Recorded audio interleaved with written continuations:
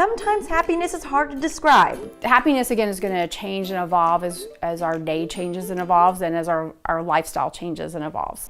Pamela Gail Johnson used to work in the self-help field and noticed the surveys they were giving people had more negative adjectives than positive ones.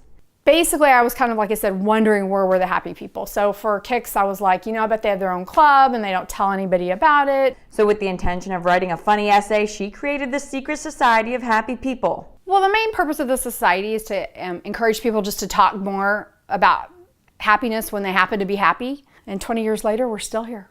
And according to Johnson, the free membership society might just be the worst kept secret. So we created the first Admit You're Happy Day.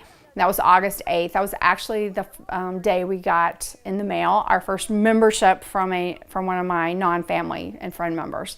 And so I thought, how do we make it official? And the only thing I could think of is let's send for proclamations from the governors.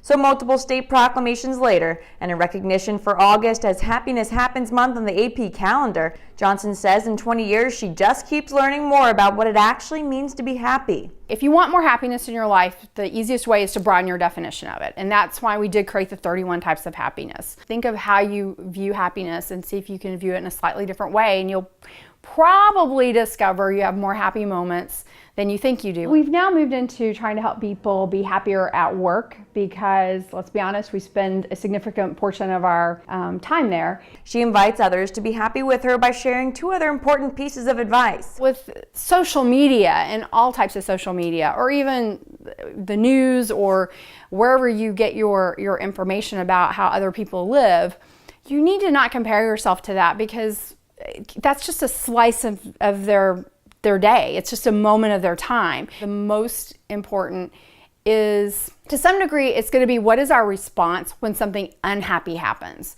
So does that make us bitter or better? So I think when unhappiness happens, our future happiness is somewhat in proportion to how we respond to that unhappy moment. So while all moments may not be happy, the goal is to appreciate and recognize the good ones that put a smile on your face. And that's exactly what she's doing on her Happiness Unites tour, which she kicked off last summer. The goal is to hit 100 events or activities across the country to spread her message and raise awareness of the different types of happiness that you can experience. So far, she's at 30 and invites everyone to join her, especially for the events in August celebrating Happiness Happens Month. For Real News, I'm Sarah Strackhouse.